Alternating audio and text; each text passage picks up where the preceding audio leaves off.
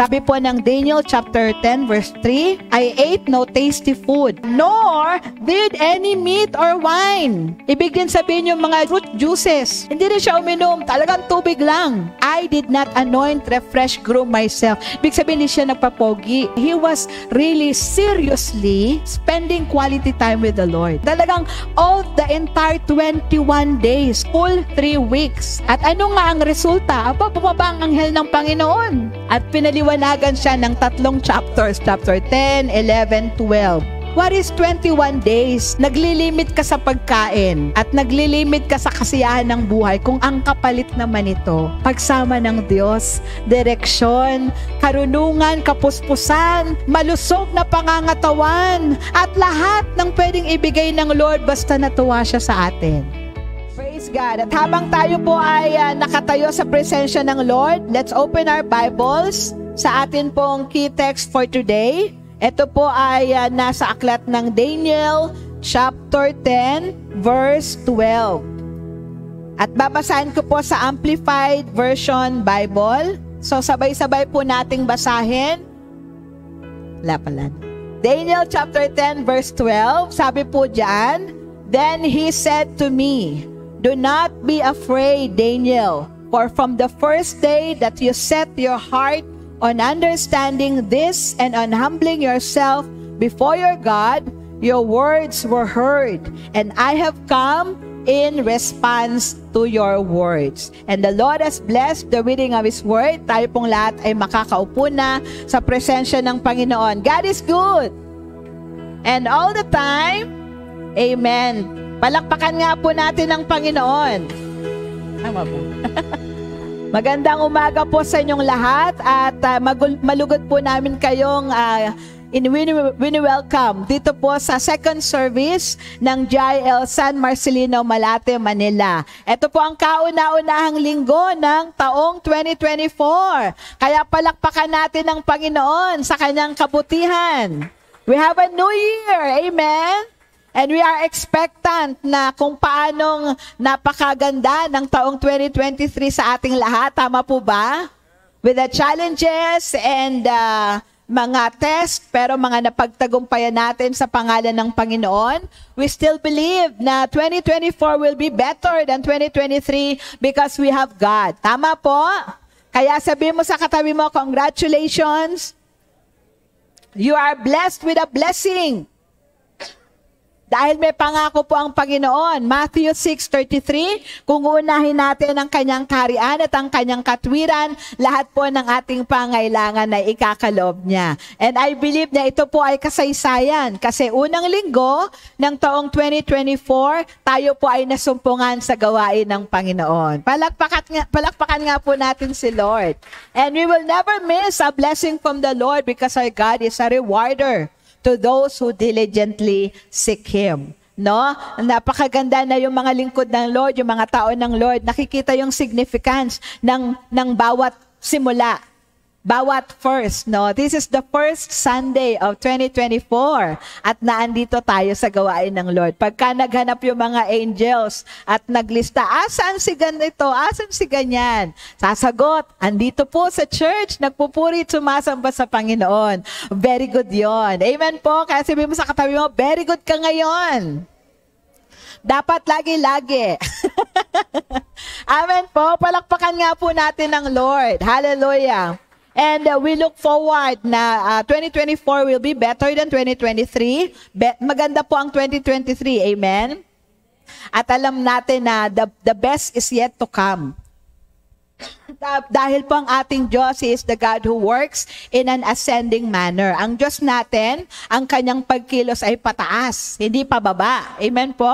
Ang pagkilos ng Panginoon ay patindi ng patindi, in increasing level, in elevating level. Kaya po, kung natuwa tayo sa 2023, 2024, wala tayong dapat na ikatakot because the same God who was with us in 2023 will also be with us sa 2024 basta we are also with Him. Amen po? And ito po yung nilagay ng Lord na mensahe sa puso ko na i-share po sa inyo dahil we believe na kagaya ng sabi ni Pastor Paul, no, God works in a prepared vessel. Pag inihanda natin yung sarili natin para tumanggap sa Panginoon gladly and willingly, and the more yung excitement ni God na ibuhos pa sa atin. Hindi lang yung hinahangad natin, kundi hihigitan pa niya. One of the verses that struck my heart nung December 31, kasi ang dami ko pong binasang chapters eh. Actually, tinapos ko talaga yung entire Bible. Ang dami ko kong na-miss out. Kaya ang dami kong verses na binasa. Book of Psalms ng December 31, 2023. Bago pa yung pagsisimula ng panibagong Bible journey ko, I started with Genesis chapter 1. Noon pong magpapalit yung taong December 31 ng hating gabi hanggang January 1 ng 2024. At isa po sa nagtatak na naman sa puso ko more than other than sa shinare ko kaninang Psalms 102 is yung meron din siyang sinabi na open wide your mouth and I will fill it. Sabi niyo nga po yon, open wide your mouth and I will fill it. Sabi ng Diyos, buksan mo yung bibig mo. Yung bibig dito, hindi lang ito yung mouth kasi mahirap yun ngumanga ng matagal. So, ibig sabihin, our capacity to receive, lakihan natin. Huwag nating bigyan si God ng small space. Bigyan natin siya ng bigger place sa ating buhay. And God is guaranteeing na whatever space, however big or small we give Him, pupunuin niya ito. Amen? So that we will be filled and overflow. Gusto niyo yon? Kaya po ang dami pwede nating i-expect sa 2024 because God is the God of surprises and He is the God who exceeds our expectation. Pero ang dapat, may gagawin si Lord, may gagawin din po tayo. Kasi kagaya nga ng sinabi ng Lord sa Hebrews 11:6, He is the rewarder to those who diligently seek Him. Pag sinik mo siya, gagantimpalaan ka niya. So anong dapat nating gawin? Bago natin matanggap yung gantimpala, let us seek Him. Give Him space. Give Him bigger space. Give Him bigger part ng ating buhay. Diba? Hindi lang kada linggo, kundi kahit nasa bahay tayo, we spend quality time with the Lord at makikita nyo yung ginawa niyang pagkilos ng 2023 dahil dadagdagan mo rin yung gagawin mo sa Panginoon, dadagdagan din ng Panginoon. And we shall be overwhelmed with the goodness and grace and mercy of the Lord. Do you believe that? Palakpakan po natin ng Panginoon. In that context, ay nilagay ng Lord itong Daniel chapter 10 verse 12 because gusto kong may gawin tayo. Hindi lang individually, hindi lang po yung leadership, kundi pati ang mga GIL SMM members. Lahat ng umaattend. Kasali tayo dito. Amen po? And it coincides with what the Lord placed in my heart nung naandun po ako sa Canada. Kasi po, di ba, nagbakasyon ako March to May 2023, doon nga po sa Canada, sa bayan ng ate ko. Yung aking pong bayaw, na siya rin po yung coordinator ng GIL North Battleford. Kadaming libro, 2 shelves, na yung bawat shelves 4. Ganun kadami. 2 ganun. At sabi niya, oh, Lai kasi yung palayaw ko eh. Lai, kahit anong gusto mo dyan, basahin mo. So I started reading. Una kong binasa, parang fiction. Tungkol sa last days, no? Keith LaHaye. So, yon. So, kala ko kasi about rapture. Hindi naman pala. Pero, tinapos ko ganyan siya kakapal. Pero, malaki kasi siya eh. Kaya, malaki. Tapos, ang sinunod ko, yung book ni, sino ba yung nagturo ng Python? Yon, si Jensen. Yon. Meron siyang libro about fasting. Tapos, he talked about na every year, their church, hindi lang leaders hindi lang yung pastor, but all the members, they fast for, I'm not so sure kung 21 or 30 days, 21 days.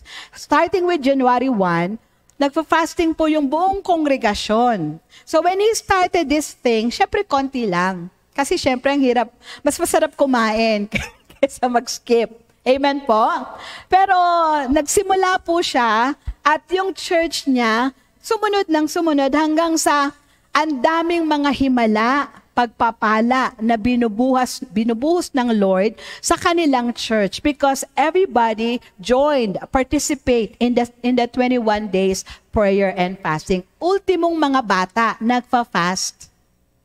Maniwala kayo. Kaya yung libro niya na binabasa ko, sarap gawin ito sa church, no? Kaya lang, parang imposible, parang majirap. Kasi nga minsan kahit mga leaders, workers, they don't fast that long eh. How much more pag sasabihin ko sa congregation. So binasa ko siya, while I was reading it, ang sarap sa pakiramdam, nakaka-overwhelm. Parang gusto ng spirit ko, i-try. Pero kasi nga, natatalo siya ng thinking ko na I don't think it will work out. Hanggang sa lumipas, kasi ilang buwan na rin naman, nabasa ko siya was March. So lumipas ang maraming buwan. Pero it turned out na this is something the Lord wants us done. I'm not expecting 100% participation of everyone kasi nagpasa ako sa group chat ng mga workers out of, not so sure kung, basta alam ko 50 plus yung ating mga workers and leaders. Ang nagsulat pa lang was 30 plus. So, hindi pa 100. Kung yung workers and leaders nga, hindi 100 how can I expect the congregation to be 100%? Amen? Nonetheless, I'm not trying to have a 100% participation ng entire congregation, pero gusto ko yung nahahamon ng salitang ito, kayo yung tumugon. Amen po? Handa na ba kayo sa panibagong hamon? And you know what? When God challenges us, when God gives a challenge, and we grasp it, and then we put our hearts and life to act upon it, nako, mas ready si Lord na i-release ang blessing. Kasi rewarder siya. Amen po?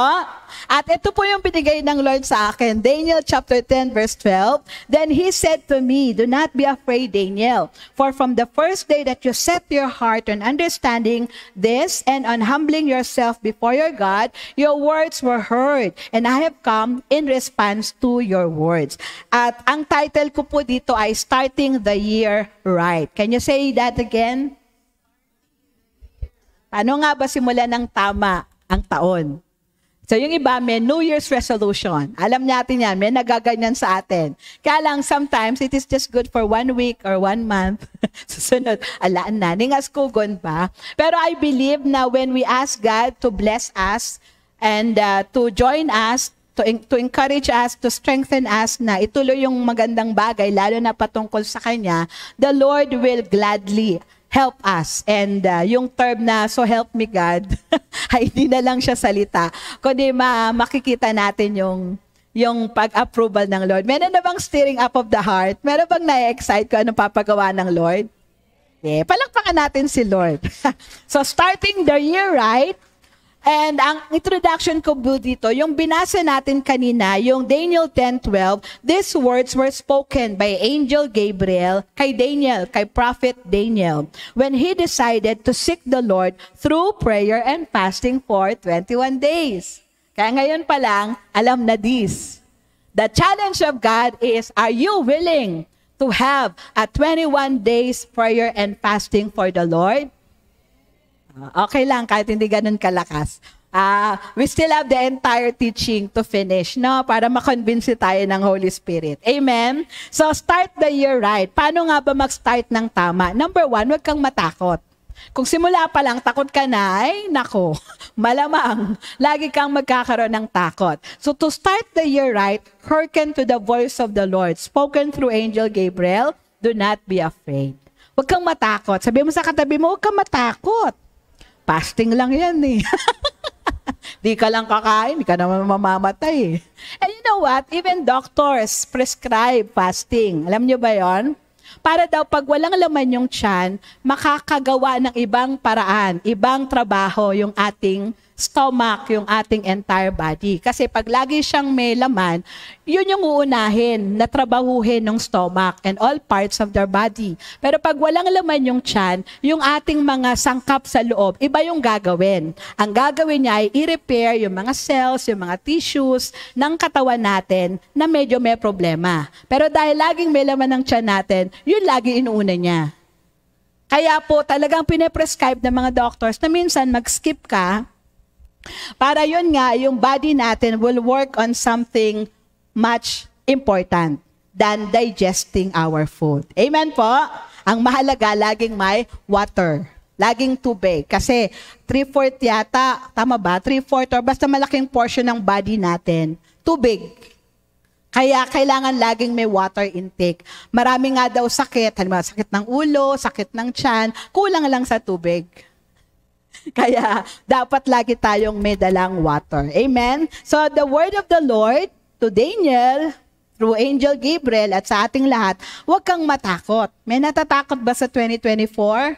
Naalala ko, no, may fake news noon na magkakaroon daw ng solar flare, na mawawalan daw ng internet, minimum of 2 months. O di ang daming natakot. Hala, paano na pag nawalan ng internet? Yung pala fake news lang. Di pala totoo. Diba? So yun, may mga gulo-gulo daw between Russia, America and China, ganyan-ganyan. So ang daming pwede kang katakutan. Pero nauuna pa rin ng Lord, huwag kang matakot. Sabi mo sa katabi mo, do not fear. Alam nyo ba yung salitang yan, do not fear or do not be afraid? It appears 365 times in the Bible, in the entirety of the Bible. Pastora, leap year ngayon. Kulang ng isa. Pabira, kailangan ba 366 din? Basta ang pangako ng Lord, every day, there's nothing to fear. Di ba may kanta yun? There's nothing to fear cause I'm here in your presence. Sa pagkasama mo si Lord, kanino ka matatakot? Eh, may tatalo ba kay Lord natin? Wala. Kaya kasama mo si Lord, it is also saying, lagi kang mananalo. Lagi kang magtatagumpay. Amen po? Pangalawa, set your heart to understand God's plan. Ito yung sabi for from the first day that you set your heart on understanding this. Ano ba kasi nangyari? Daniel was known as the man of vision. Sabi niyo, man of vision. Ang dami niyang nakikita about the future. Actually, medyo magkamag-anak. Magkahalintulad ang Daniel at Revelation. Pag nabasa nyo na yan, talagang mamamangha ka kasi yung mga vision, mga pangitain, hindi siya tulog, gising siya, pero may nakikita siyang mga pangitain. Ganon din si Ezekiel. So, Daniel was a man of vision. And there was this vision that he encountered sa Daniel chapter 10 na medyo narattle siya, na medyo nabiglaanan siya, na hindi niya maintindihan. And many times, yung mga vision na nakikita niya, ang bilis niyang maunawaan. But there was this vision he found, sabi yung vision daw na nasa chapter 8, yung vision of the ram, I'm not sure. Basta there was a vision in chapter 8 na medyo naguluhan siya, hindi niya maintindihan. So what he did, he set his heart to understand God's plan. Gusto niyang malaman. The vision was given, hindi para lang malibang yung utak niya, but the vision was given because God was trying to say something. At gusto ni Daniel, malaman niya kung ano yung gustong iparating ng Panginoon. So what did he do? He set his heart to understand God's plan. Hinanda niya yung kanyang sarili para lang mas malinaw niyang maunawaan, mas maging sensitive yung spirit niya in understanding what the vision meant. Diba it was Daniel who interpreted the dream of King Nebuchadnezzar? At mahirap yon, you know why? Kasi si King Nebuchadnezzar, the king of Babylon, na naginip, sobrang tindi ng panaginip niya, na-terrify siya, natakot siya. Pero, pinatawag niya yung kanyang mga wise men, ano? Hindi pa kasama si Daniel kasi parang mga contractual pa lang sila, proby pa lang. So yung mga bihasana, pinatawag, sabi nung hari, I had a dream, but I will not tell it to you. You tell me my dream and you interpret my dream. Bigat, no? Sabi nung mga wise men, naku, mahal na hari, that's impossible. Hindi pwedeng yung panaginip mo, yung mapanaginipan namin. Kakaiba yon, imposible yon. Maliban na ang Diyos ay magkatawang tao. Pero hindi yun mangyayari. Pero sabi nung hari, matindi ang temper ni King Nebuchadnezzar. Ginugulo nyo lang ako. Pinapahaba nyo lang ang diskusyon. But I have said my piece. Tell me my dream, and then afterward, interpret it. Otherwise, lahat kayo, parang wala kayong mga silbi. Papapugutan ko kayo ng ulo. Ganon. So, nagbigay na ng decree yung hari kasi walang makakasagot ng kanyang request. Amen po? Ang pangit doon, ang di maganda, matadawit si Daniel, si Shadrach, si Meshach, at Abednego. Kasi wise men din sila, although under probi, parang ganon. So, nagulat si Daniel, bakit? Bakit papupugutan ng ulo mga wise men? Dahil nga itong haring makulit na naginip, ayaw sabihin yung panaginip, gusto lang sabihin yung panaginip, tapos interpretation. Ang ginawa ni Daniel, lumapit siya sa hari, my king, sabi niya, give me time, I'll pray, para praising. So, itong apat, si Daniel, Shadrach, Meshach, and Abednego, nag-pray and fast sila. Asking God, Lord, tell us the dream of the king. Otherwise, para praising, mamamatay din kami, mapupugutan din kami ng ulo. And so what happened? God gave the dream to Daniel. Di ba imposible yon? Magkapareho ng panaginip, pero walang imposible sa Lord. Amen? So what happened? The next day, Daniel presented himself before the king. At ang sabi nga nung pag nagpakilala, meron na dito na handang sabihin ang panaginip mo, mahal na hari. And at the same time, interpret din. Sino yan? So, si Daniel, a Hebrew man from Jerusalem. Tapos, totoo ba, Daniel, na kaya mong sabihin yung panaginip ko at interpret ito? Sabi ni Daniel, imposible ito sa tao. Pero walang imposible sa Diyos ko. Amen? And so, sinabi ni Daniel yung dream, basahin nyo na lang. Hahaba kwento natin. And with the dream was the interpretation. At sobrang na-overwhelm si Daniel. Walang makakagawa niyan maliban na ang Diyos ay sumasayo. Palakpakan nga po natin ang Lord. So he was Daniel. He was a man of vision. He can see visions from God and he can interpret it. Why? Kasi po, pangatlo, he was a very prayerful man. Mahilig siyang mag-pray. Buhay na niya ang manalangin. How often does he pray? 3 times a day. Amen po? Pero hindi yung basta prayer lang. Yung prayer na 3 times, pero bubuksan niya yung kanyang bintana kasi yung window niya was facing Jerusalem. And he will pray that way. So hindi ordinary prayer, talagang formal. And talagang may time, may schedule. Ganun niya pinapahalagahan ang kanyang relasyon sa Panginoon. Amen po? So this was Daniel. He started the year right by not being afraid as according to the word of the angel. And he set his heart to understand God's plan. At pangatlo, sabi ng angel, and on humbling yourself before your God, your words were heard and I have come in response to your words. Yung humbling, sabi niyo po humbling. Ang isang interpretation or pagpapakita that you are humbling yourself before the Lord is through prayer and fasting. All throughout the scripture, from the Old Testament to the New Testament, pagka ang lingkod ng Lord ay nagsasabing, i-humble nila yung sarili nila, kaugnay nun ang panalangin at pag-aayuno. And because Daniel did these 3, he did not fear, he set his heart to understand God's plan, and he humbled himself before the Lord through prayer and fasting. Sabi ng angel, your words were heard, and I have come in response to your words. Bakit? Kasi nga po, sa Daniel chapter 10, verse 1, di ko na po naisulat, pero I'll be reading the Amplified. In the 3rd year of Cyrus, king of Persia, a message was revealed to Daniel, who was named Belteshazzar, and the message was true, and it referred to a great conflict or warfare and misery. And he understood the message and had an understanding of the vision. Kasi nga, ininterpret na nung angel. But prior to that, nagulantang siya sa vision.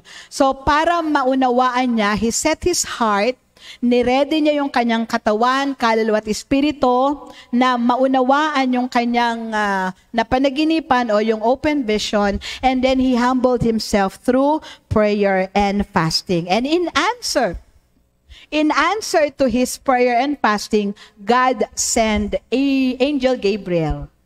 para lang ibigay yung interpretation. And in the interpretation covered Daniel 10, 11, and 12.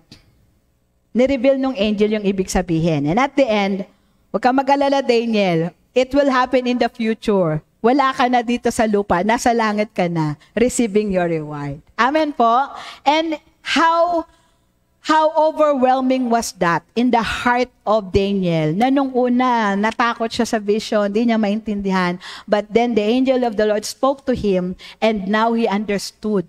And he died peacefully, kasi alam niya kung ano yung gagawin ng Lord in the future. And it concerns the betterment of the nation of Israel. Palakpakan nga po natin ang Panginoon.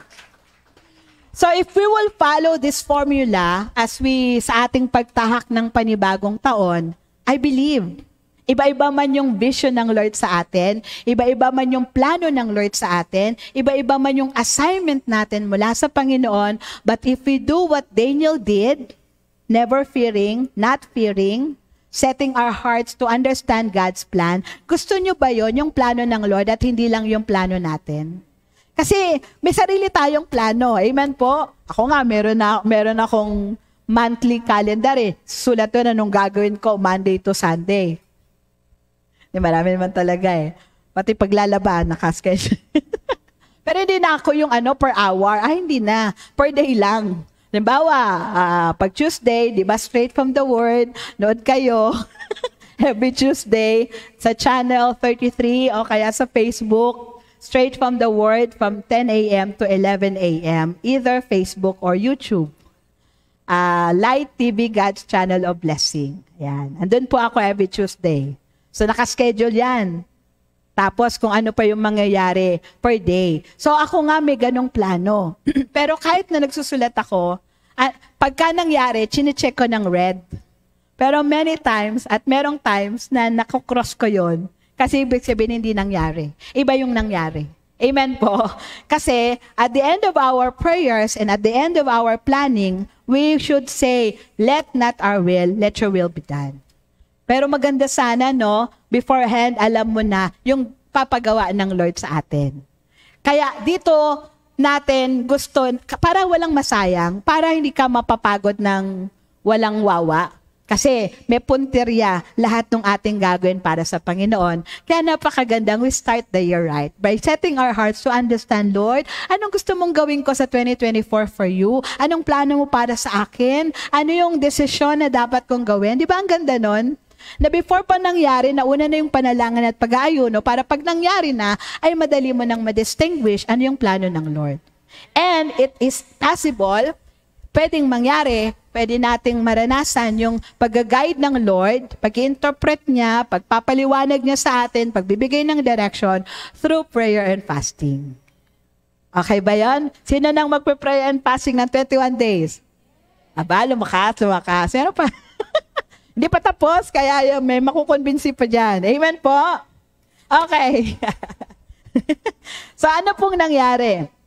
So, ito continuation nung binasa ko kanina sa verse 1. So, in those days, Daniel, had been mourning because of the vision na, yung di niya alam yung ibig sabihin ng vision na yon. Sobra siyang affected na for 3 entire weeks, iyak siya ng iyak. 21 days, iyak siya ng iyak. Yun yung kanyang prayer. Sabi pa niya, I ate no tasty food, nor did any meat or wine enter my mouth. So talagang nag-fasting siya. And I did not anoint or groom myself at all for the full 3 weeks. For the full 3 weeks. Ibig sabihin, hindi niya hinayaang magkaroon siya ng self-gratification. Ganun siya ka-focus. 3 weeks lang naman eh. Nilalang, no? Ibig sabihin, mag-aalat tayo ng 3 linggo na hindi mo unahin yung sarili mong kasiyan. Ano bang nagpapasaya sa'yo? Cravings mo. Pa-deliver ka ng pa-deliver kay Grab. O kaya cravings mo. Manonood ako ng teleserye. May bagong Korean novela. Cravings yan eh. I-deny mo muna yon. Hindi mo muna unahin yung sarili mong kagustuhan for 3 weeks. Rather, you'll focus on the Lord. Asking for direction, clarity of purpose, pangungusap niya, mga pangako ng Lord na pwede mong panghawakan. Magaganong kang atensyon for 3 weeks. Paano yun? Pas nagtatrabaho ako, okay lang naman yun. Kahit nagtatrabaho ka. Pero alam mo yun, hindi yun nawawala sa isip mo. You bring your Bible with you at work. And then, pagka free time, instead of you taking a cup of coffee or tea or Starbucks or milk tea, you spend time reading the Word of God and praying intensely. Amen po? Ay, kung ako ang Diyos, siyempre, hindi ko kayo mapansin. Hindi ako ang Diyos. Hindi lalo na ang Lord. Na hindi lang kayo mapapansin, kaya pa kayong gantimpalaan. Sino na magpapasing ng 21? Palakpakan po natin si Lord. So, we'll be talking about Daniel's fast. Say Daniel's fast. Kasi siya lang yung 21. Si Moses at si Jesus, 40 days and 40 nights. Anong gusto nyo? Yun o ito? Ito na lang, no? Mas maikli, no? Ito na lang. O, gusto nyo si Moses. Joke lang po. So, talagang nakilala si Daniel then because of the 21 days prayer and fasting that he did. Pero una yon, nag-10 days muna siya. Actually, yung Daniel's fast is also known as Daniel's diet. So, talagang ito yung diet niya. Especially during those times na he is seeking God. So, ang 21 days cannot just happen every January. Pag nasimulan mo na po ito, madali ka ng itag ng Holy Spirit. Itag, no? Anak, 21 days ka ulit. May gusto pa akong sabihin sa'yo. At hindi ka na mag-hesitate. Kasi yung unang beses mo palang nagagawin, mamanghain ka na ni Lord. Kaya the next time He would ask you to repeat it, hindi ka na mahihirapan. Kasi mas focus ka na, mas iniisip mo na yung reward rather than the inconvenience. Hindi siya madali. Kaya sabi ko nga dun sa group chat namin, ended up reading na 30 plus na mga workers and fasting. So sabi ko, nabibless naman ako. Kasi alam ko hindi siya madali. Pero mas maganda nga, we focus on the reward rather than the inconvenience para mapagtagumpayan natin. Ganon din ang gawa ko nung college ako eh. Pagka may mahirap na assignment o kaya may exam, ang iniisip ko yung tapos na. Di ba, matatapos din ito. Kaya nakakarry ko siya. May honor ako nung for God's glory. Palakpakan nga po natin si Lord. Ayan. So, malaking bagay talaga yung you can control what's going on in your mind, na you focus on the positive rather than the negatives. You see the beauty in every challenges. Mas makakaya mo siya. Kaysa yung nakita yung problema, sakit ng ulo ko, ganyan. Mas maganda na one way is focusing on yung pag natapos na. Para medyo na lalighten up yung burden sa puso mo. So, we'll be talking about Daniel's fast. Daniel had 2 kinds of fasting. Una, yung 10 days. Pero that was just the initial dahil nga tinuloy naman talaga niya yung kanyang diet. And then yung pangalawa nga, yung 21 days. So, tignan natin ito, 10 days. So, Daniel chapter 1 verse 12, ang kausap po ni Daniel dito is yung inasasa ng hari. Kasi Daniel, Shadrach, Meshach, and Abednego were just few of the Hebrew people na kinuha from Jerusalem at sila po ay napili kasi gwapo, matipuno, at matatalino at mula sa angkanang maharlika, parang ganon. So, 4 lang sila sa maraming napili. Pero sila ay ia-under sa probation. So, titignan yung kanilang kapasidad kasi i-Babylonialize sila. I-Babylonialize. Alam niyo yun? Yung ituturo sa kanila yung kultura ng Babylon. So, dapat mabilis nilang magets, no? So, si Daniel, Shadrach, Meshach, at Abednego, alam nila na they will be trained under Babylonian rulings. And therefore, yung mga ginagawa ng Babylonia, posible nilang ma-adapt. Pero ang maganda kay Daniel, bago pa mangyari yon na matransferan sila ng spirito ng Babylonian, he already set his heart na hindi ako magpapakontaminate. Kaya kinausap niya kaagad yung inatasan ng hari, ayaw naming kumain ng pagkain ng hari. At hindi lang yon, ibig sabihin, kahit na matutunan namin ang inyong mga kultura, we still have the option whether to adopt it or not. At ngayon pa lang, sinasabi na nag-i-statement na si Daniel, hindi kami mag-a-adapt ng mga practices nyo that is not agreeing with what we believe as a Jew. As a, di ba, na sumasampalataya sa Diyos ni Abraham at Isaac at Jacob. So, hindi kami kakain ng pagkain ng hari. Sabi nung mayordomo, ay hindi pwede, mapapalo ako, mapapagalitan ako, mapapatay ako. Kasi pag di kayo kumain ng kinakain ng iba niyong kasama, baka kayo mga yayat, baka kayo maging mga bio-bio, baka ako mapaparusahan. And then sabi ni Daniel, ganito, chapter 1 verse 12, please test your servants for 10 days and let us be given some vegetables to eat and water to drink. 10 araw. Ito lang bigay nyo sa amin, gulay at tubig. Gulay at tubig. Ibig din sabihin po ng gulay, hindi lang basta gulay. Lahat ng halaman, kasama na yung prutas. Amen po? So ito lang bigay mo sa amin, vegetables or vegetation and water. Test us for 10 days. Pag nakita mo after 10 days na kami mga mahihina at mga payatot, at lampa, sige, susunod na kami sa iyo. Pero pag nakita mo kami, para praising na we are distinguished. Favorite ko word niyan ngayon distinguished. Ito na yung diet namin forever. Di na, pumayag yung tagapamahala ng hari.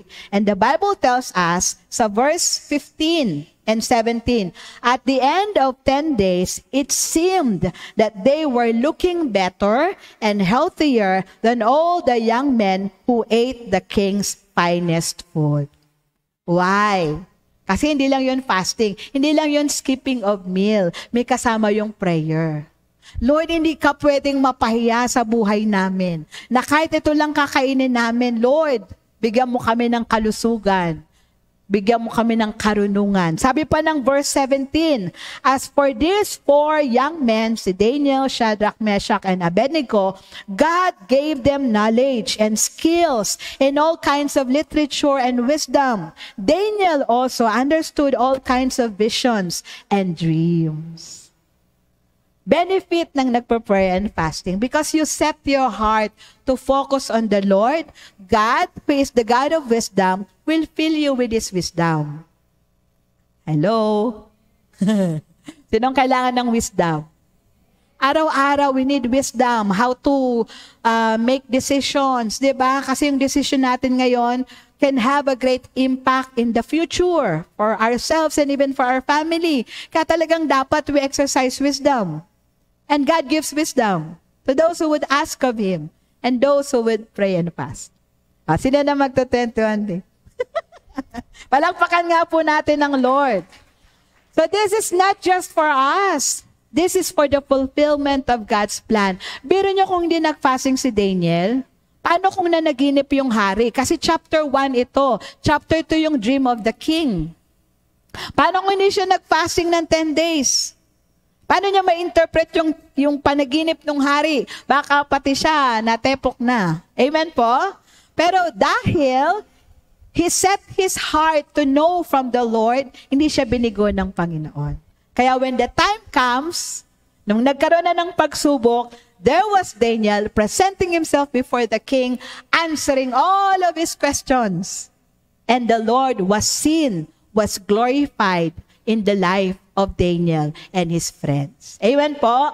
10 days pa lang to. How much more? Yung 21. Sabi po ng Daniel chapter 10 verse 3, so kanina vegetables and water lang. Ito, I ate no tasty food. Pag sinabing tasty food, yung may sugar. Ano ang mga tasty food? Kasi may sugar. Ice cream. Ano pa? Cake. Ano pa? Yan, yung mga yan. Hindi nyo muna kakainin yan for 21 days. Kaya? Kaya? Inubos na ba ng Pasko at Bagong Taon? Ayan. Nor did any meat or wine. Meat. Kasama na po ang fish. Meat din yun eh. Kasi 21 days. Focus on hearing from the Lord. Talagang marubdob na paghingi ng karunungan, kaalaman. Hindi siya pumayag na hindi niya maintindihan yung vision. addict siya sa karunungan mula sa Panginoon. Amen po? Kaya ultimong pwedeng kainin ng mga Hudyo, hindi niya kinain. Or wine. Ibig din sabihin yung mga fruit juices. Hindi rin siya uminom, talagang tubig lang. I did not anoint, refresh, groom myself. Ibig sabihin, hindi siya nagpapogi. Ibig sabihin, yung countenance niya, mababanaag mo na he was really seriously spending quality time with the Lord. Hindi siya yung passing ako ng breakfast hanggang lunch. Doon lang ako seryoso. Pagkatapos noon, pwede na ako magliwaliw. Hindi siya ganon. Talagang all the entire 21 days. Kaya nga ang description ko doon sa GC, wag lang kayong pumili ng araw na ifa-fasting nyo. Dapat kompleto yung 21. Kaya nga alam ko hindi siya madali.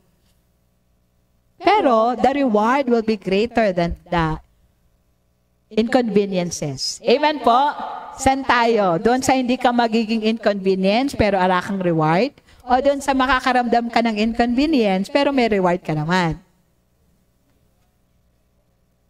A or B? Okay. Full 3 weeks. Full 3 weeks. At ano nga ang resulta? Bumaba ang anghel ng Panginoon. At pinaliwanagan siya ng 3 chapters. Chapter 10, 11, 12. Hanggang matapos ang Daniel. Nag-i-interpret yung angel. Sabi nga nung angel, pagkatapos mo dito, makikipagbuno pa ako doon sa verse 7 kasi andun si Michael Pereira. Hindi, Michael. Angel Michael, nakikipagbuno kay Satan doon sa verse 7. Pero tatapusin ko muna ito. Kasi yun yung assignment ng God eh. Huwag kang tutulong kay Michael hanggat hindi mo natatapos si Daniel. Amen po. Priority. Why? Priority rin naman kasi ni Daniel si God. Because God is a rewarder. Amen po? What is 21 days of naglilimit ka sa pagkain at naglilimit ka sa kasiyahan ng buhay kung ang kapalit naman ito, pagsama ng Diyos, direksyon, karunungan, kapuspusan, malusog na pangangatawan, at lahat ng pwedeng ibigay ng Lord basta natuwa siya sa atin. Amen po? Palakpakan natin si Lord. And yun nga, itong Daniel's fast was Daniel's eating pattern. So after natapos yung 10 days, na gulay at tubig lang, tinuloy niya. At nung tumindi pa yung pangangailangan, nagdagdag pa siya ng kanyang ifa-fast before the Lord. Amen po? And number 4, it's not limited to amount of approved food to eat. Wala naman pong problema. Puro lang ako vegetables. It doesn't mean na 3 times a day ka lang kakain ng vegetables. Kung walang limit doon sa approved food. Okay po? Walang limit sa approved food ng Daniel's fast. Pero ang kailangan mong dagdagan, so it's about spending less time with food and more focused on God. Less sa pagkain, pag upo mo sa lamesa at pagmuya, babawasan yan. Ang idadagdag mo, yung pagbabasa ng Bible, pananalangin, sama mo na yung pag-attend sa church, amen, for 21 days. And magiging kagaya tayo ni Daniel, malusog spiritually. Palakpakan nga po natin si Lord. And ang isa pa pong reason bakit po natin ito gusto, kasi nga we're planning to conduct our yearly annual anointing with oil service on January 28, the last Sunday of January. So magi-start ngayon. Kumain ako ng breakfast. May lunch and dinner naman. Hindi ako prepared. Di sige kahit dinner. Talaga, gusto ko bukas. Sige bukas. Madali akong kausap. Pero kung bukas ka mag-start, matatapos ka ng 28. Pero kung mag-start ka ngayon, matatapos ka ng 27. 28 will be the culmination. Isi-seal ng anointing with oil. Diba? Hello? Sinong super duper mega to the max na excited? Pumalakpak sa Panginoon. So kung mag-start tayo ngayon, January 7, 21 days will end on January 27, Saturday. Pero kung bukas po kayo mag-start, wala naman pong problema, but you make sure your last day of fasting will be on 28. Okay po? So, pili kayo dito. Daniel's fast. It's either you fast for 21 days na vegetables and water, or fruits and water, vegetables and fruits and water, basta yung diet ni Daniel. Okay po? And throughout yun, hindi lang lunch, dinner, breakfast. Kundi all throughout, yun lang kakainin nyo. Yun yung Daniel's fast. So all throughout, hindi mo na kayo mag-ice cream, mag-cake, mag-candy, milk, dairy products, hindi pwede, butter, hindi pwede. Ha?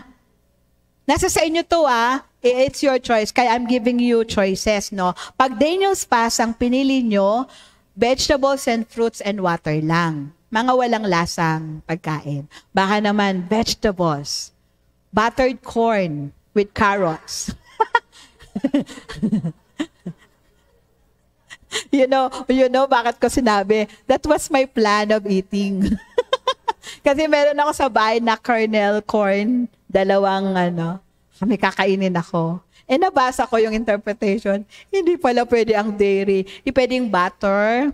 Hindi pwedeng maraming salt to taste. So dapat matabang. Denying yourself. Kaya hindi ka masasarapan. Tubig lang talaga. Tsaka vegetables na walang lasa. Yung mga kumakain ng okra, pwede yan. I-steam nyo. Potato, i-steam nyo. Kamote, i-steam nyo. Saba. Saging na saba. I-steam nyo. Question and answer? Ano daw? Egg, hindi rin po pwede. Basta lahat ng animal products, karne, itlog, isda. Kung Daniel's fast ang pipiliin nyo, Wala rin kanin. Actually, pwede ang brown rice. Brown rice, whole grain, oatmeal na walang milk at sugar. Nasa doon. Hindi, oatmeal na may fruit, na walang gatas at walang asukal. So that's denying yourself. Kaya habang ginagawa nyo, para hindi masayang, Lord, tinitis ko to kasi mas gusto kita. Ganunan nyo si Lord. Tsaka para ikaw rin ma-encourage. Hindi yung kawawa naman ako. Ano ba pinagagawa ko sa sarili ko? Wag, meron niyang eternal reward. Amen po? Ayun yung Daniel's fast for 21 days. Kung yun ang pipiliin nyo. So pwede rin naman na hindi kayo mag-Daniel's fast. Ang gagawin nyo lang is skip ng 1 meal a day for 21 days. Halimbawa, lagi kang di magbe-breakfast. O kaya lagi kang hindi magdi-dinner. Pastora, lagi akong hindi magme-merienda. Hindi yun counted? Lagi akong hindi magme-midnight snack. Hindi yun counted. Meal po, hindi snack. Okay po? So 21 days no breakfast o kaya 21 days no lunch. Pass. Hindi ako kakain ng 12. Pwede ako kumain ng 11. Ang daya. Walang dayaan. Pag sinabi mong breakfast, hindi ka magbe-breakfast. Ang susunod mong kainin, lunch. Pag sinabi mong hindi ka magla-lunch, pwede ka mag-breakfast nang hindi alas 10 at alas 11. Hindi ka magla-lunch. Breakfast lang, and breakfast is taken 7 a.m. Amen? Susunod mong kain will be dinner. Kahit 5 pa yan, okay lang. Basta kung yun yung dinner mo Amen po? So ganon, hindi ka nagka-count ng oras. 6 hours. Gagawin mo gitna. 9 to 3. Hindi po, mali po. Mali. I-skip mo yung dinner without yung meal without eating the snacks in between. Okay po? Pag nagugutom ka, water will do. Amen po? Okay lang po. Walang mamamatay sa fasting kung 1 meal lang or 2 meal. Okay po? Ang kalamba, alam ko, meron silang 7 7 fastings. Ginawa ko yun dati. Una 3 days, susunod 7 days, susunod 21 days, susunod 30 days, susunod 40 days. Nagawa ko siya one time, hindi ko na inulit. Hindi siya madali. Pero pumayat ako nun. Okay. So, pass. Ako po ay merong maintenance ng breakfast. May maintenance din ng dinner, pati ng lunch. Hindi ako makakasama niyan. Wait. Pag gusto, pwede pong less food intake. So, halimbawa, kung kumakain ka ng magka-partner na tasty sa umaga, isa na lang. So, babawasan mo. Tapos kailangan medyo makaramdam ka rin ng gutom. Yun yung sacrifice doon. Naramdaman mong kumukulo yung tiyan mo. Kaya yung iba, medyo manghihina. Tuloy nyo lang po. Just drink water. Amen po? So yun, less food intake for 21 days just so you can drink your maintenance. Kung medyo agam-agam ka, pwede ka namang magpakonsulta sa doktor. And the doctor, whatever the doctor will say to you, narinig yun ng Lord. Okay po? Palakpakan natin si Lord. Nakapili na ba kayo? Walang napili pa. Paano ba yan? May napili na. Magastos nga lang si Daniel's fast, pero okay naman din. For the youth, sinong youth dito? Hindi kami talaga pwedeng mag-fasting ng pagkain eh. Lalo na't hindi pa born again yung parents namin, pinagagawa mo, baka magalit. Di sige, kung ano man. Eto, pwede mong i-fasting. Ala kang Facebook, YouTube, Netflix for 21 days. Pwede yun. Basta you deny yourself. Messenger pwede, kasi baka may importanteng mensahe, diba? Pero yung social media, nagbabrowse ka ng Reels, ng Instagram, ng Netflix, ng YouTube. Manonood ako ng sa Jael. Talaga lang Totoo yun lang.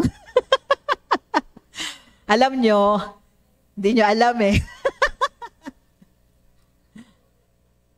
Ano ba?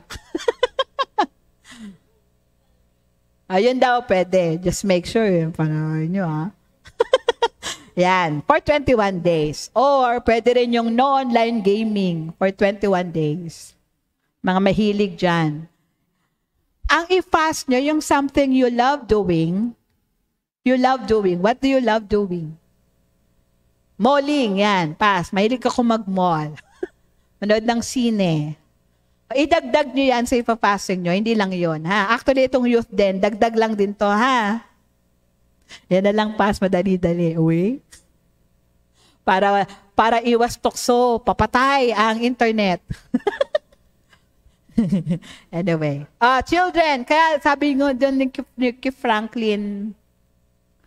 Franklin Jensen, kasama ang mga bata, kasi tinuturuan din yung mga bata, toddlers, na mag-fasting. So, hindi sila magsusweets, candies, chocolates, cakes, ice creams, milk teas. Wala sila for 21 days. Kaya yung entire congregation niya, from the book that I've read, nakaka-amaze. At ang daming testimony, mga hindi nagkaanak, mga yung decline na yung business nila, nag-boom, merong malalang sakit, gumaling. Kasi God is a rewarder. Kung sa tithes and offering, we cannot outgive God, ganun din po sa oras at panahon na binibigay natin sa Panginoon. Hindi pwedeng hindi niya yun manotice at hindi pwedeng hindi niya yun mapansin at hindi kanya gantimpalaan. Amen po ba? Sinong excited dito? Palakpakan natin si Lord. So in conclusion, let us start the year right by deciding to deny ourselves, our flesh, and draw near to God. Kaya hindi lang deny yourself you deny yourself and you draw near to God. Hindi ka, mag-skip ka ng meal, magde-Daniel's fast ka, and you spend quality time with the Lord. Bible reading, prayer.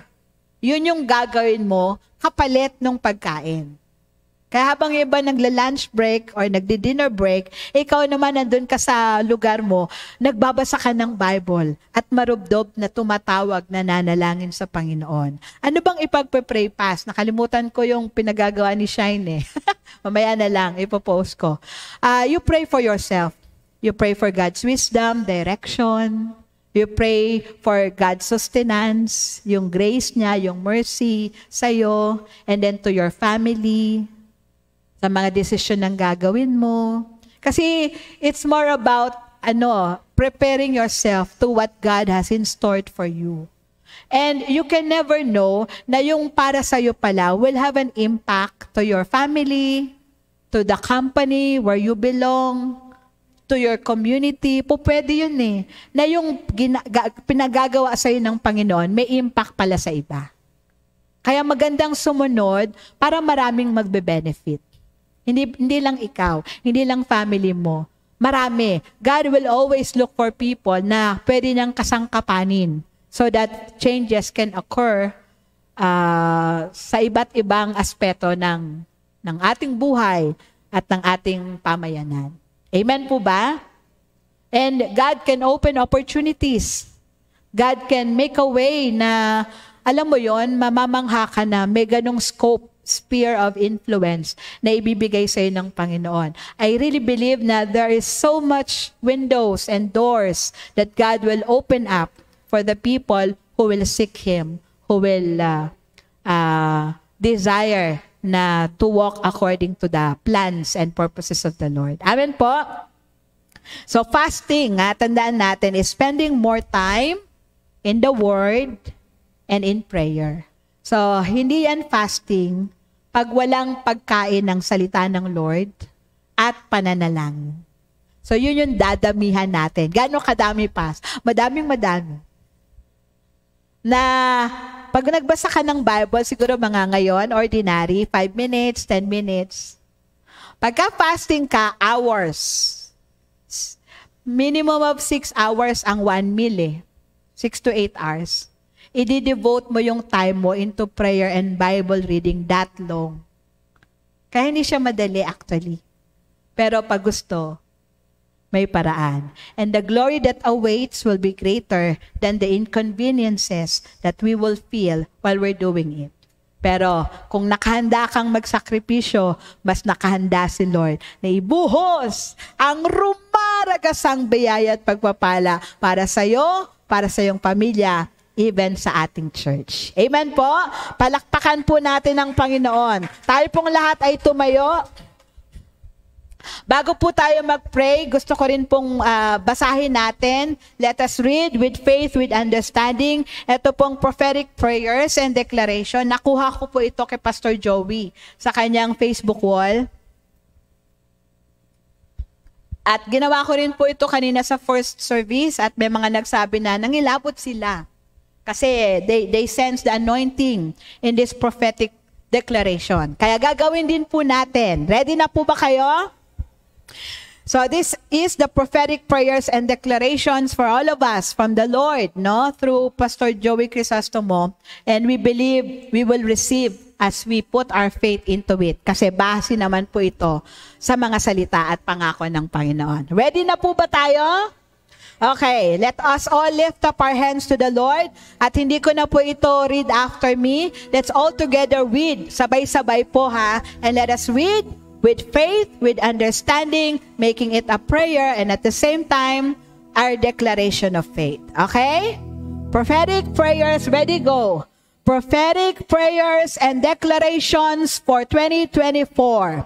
For I know the plans I have for you, declares the Lord. Plans to prosper you and not to harm you. Plans to give you hope and a future.